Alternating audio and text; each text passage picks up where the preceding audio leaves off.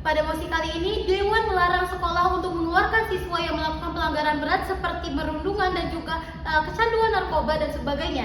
Di sisi proposisi, kita percaya bahwa tindakan sekolah mengeluarkan siswa yang melakukan pelanggaran berat bukanlah suatu solusi yang efektif dan juga tidak menguntungkan. Lebih dari itu, mengeluarkan atau mendeo siswa yang bermasalah sama saja sekolah telah lepas tangan dan tidak ikut serta dalam membimbing mereka menjadi lebih baik, membantu mereka dalam mengevaluasi diri, dan berpotensi siswa-siswa bermasalah yang putus sekolah dan tidak lanjut sekolah akan melakukan pelanggaran sosial di masyarakat akibat dari tidak adanya bimbingan serta arahan dari pihak sekolah. Sebelumnya, terdapat dua hal yang perlu disoroti sebelum saya masuk ke argumentasi saya pada pidato kali ini. Yang pertama, apa yang dimaksud dengan sekolah? Sekolah merupakan sebuah institusi pendidikan yang memiliki tugas dan kewajiban untuk mendidik siswanya secara menyeluruh tanpa terkecuali. Satuan tenaga pengajar atau guru di dalamnya juga memiliki kewajiban untuk memperbaiki tabiat serta pendidikan karakter kepada siswa. Ketika seseorang telah berstatus sebagai siswa pada suatu lembaga pendidikan atau lembaga sekolah, artinya ia telah menjadi tanggungan sekolah dalam aspek pengembangan pendidikan, pengembangan minat dan bakat, dan juga pendidikan moral yang krusial untuk diterapkan dalam kehidupan sehari-hari. Selanjutnya adalah apa yang dimaksud dengan kebijakan sekolah untuk mengeluarkan siswa yang melakukan pelanggaran berat.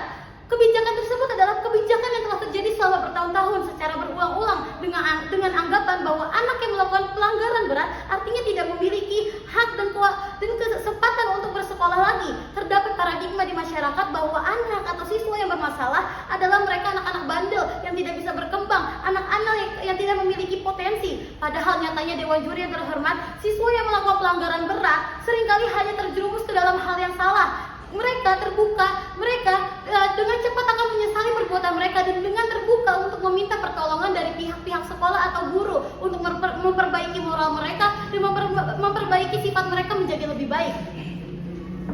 Yang selanjutnya adalah melihat dari aspek-aspek tertentu tersebut dapat dinyatakan bahwa tidaklah etis jika sekolah mengeluarkan siswa secara sepihak alih-alih mengedukasi, membimbing, dan merehabilitasi siswa. Tentulah argumentasi saya datang tidak serta-merta. Argumentasi saya datang dari latar belakang penting mengapa saya setuju pada mosi kali ini. Perlu kita ketahui secara bersama-sama Dewan Juri dan saudara-saudara semua bahwa benar adanya pelanggaran berat di sekolah merupakan isu atau masalah yang sangat penting yang dapat merugikan berbagai pihak, sehingga tidak boleh dianggap sepele, tidak boleh dilihat secara sebelah mata. Tetapi bukan berarti sekolah sebagai institusi terkait bisa menerapkan kebijakan untuk mengeluarkan atau mendeo siswa yang bermasalah. Hal itu menunjukkan bahwa sekolah tersebut lepas tanggung jawab, tidak kompeten, dan tidak sesuai dengan tugas dan fungsi utamanya sebagai satuan pendidikan. Pelanggaran berat yang dilakukan siswa di sekolah dapat diatasi dengan berbagai cara seperti konseling ataupun rehabilitas. Sehingga penting bagi saya, Anda dan seluruh Dewan Juri untuk mempertimbangkan argumentasi yang akan saya berikan berikutnya. Memasuki argumentasi saya yang pertama adalah konseling secara personal dan rehabilitasi adalah cara yang lebih efektif terhadap siswa.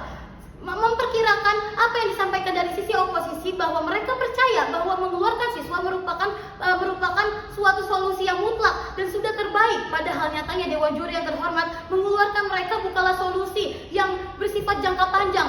Justru setelah lepas dari sekolah, mereka akan memiliki 1001 kemungkinan untuk kembali berulah karena mereka merasa mereka bebas. Mereka tidak dalam pengawasan dan tidak dalam bimbingan pihak-pihak terkait. Sebaliknya, pendekatan yang disediakan sekolah berupa konseling antara guru BK dengan siswa secara intensif jauh lebih dapat membantu siswa dalam mengintrospeksi diri mereka, berintegrasi kembali dengan masyarakat. Contohnya ada dua orang dari SMA yang berbeda, yang satunya diterima di sekolah, memiliki kesempatan kedua, dan satunya lagi dikeluarkan di sekolah. Kedua orang tersebut memiliki kesempatan yang berbeda. Yang satu lagi bisa berkembang menjadi yang lebih baik lagi karena mendapatkan kesempatan di sekolah, dan yang satu lagi hanya menjadi anak-anak putus sekolah yang tidak memiliki masa depan di lingkungan luar. Selanjutnya, memasuki argumentasi saya yang kedua adalah meminimalisir dampak sosial negatif yang lebih jauh. Pihak oposisi saya perkirakan mereka menyatakan bahwa siswa melakukan pelanggaran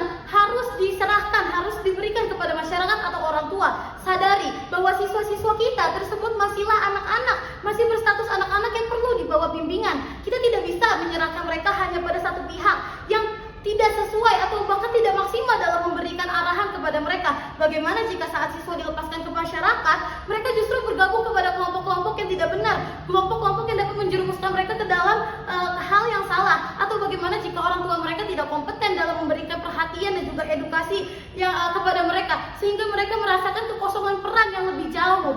Contohnya, siswa yang putus sekolah sangat berpotensi untuk ikut kelompok-kelompok tawuran atau anak-anak jalanan yang suka melakukan kriminalitas, atau anak-anak yang tidak memiliki kasih sayang dari orang tua secara penuh, tidak mendapat perhatian, lebih berpotensi mencari perhatian atau eksistensi di lingkungan masyarakat. Jika pihak sekolah mau berperan secara aktif melakukan pendekatan, pastilah siswa akan merasa lebih diperhatikan, disayang, dan juga lebih diperdulikan. Dan selanjutnya adalah argumentasi saya, siswa selalu memiliki kesempatan kedua untuk belajar dan juga berkembang. Ketahui bahwa siswa merupakan status di masyarakat yang harus diberikan kesempatan kedua dalam sistem pendidikan yang adil dan juga inklusif, supaya siswa dapat belajar dari kesalahan, dari pengalaman, dan mengevaluasi diri mereka, memperbaiki diri mereka berdasarkan apa yang salah dan juga apa yang benar, serta berkembang menjadi lebih baik dari apa yang mereka sebelumnya. Contoh, seorang siswa yang terkena perokok berat di sekolahnya akan menjadi lebih baik dengan kesempatan kedua dari pihak-pihak sekolah, dengan dukungan mental, dukungan akademik dari sekolah, dari teman, dan dari guru-guru, dibandingkan jika ia hanya dilepas di luaran dengan masyarakat yang tidak mengerti tabiat dan juga perilakunya. Sehingga sangat merugikan pada sisi oposisi jika mengatakan bahwa siswa bermasalah merupakan siswa yang tidak berkembang, tidak tertolong, atau tidak memiliki masa depan, karena kenyataannya tidak demikian, Dewan Juri yang terhormat. Sehingga dengan ini kami sebagai tim proposisi telah membuktikan kepada Dewan Juri dan saudara-saudara semua bahwa kebijakan untuk melarang sekolah mengeluarkan siswa yang melakukan pelanggaran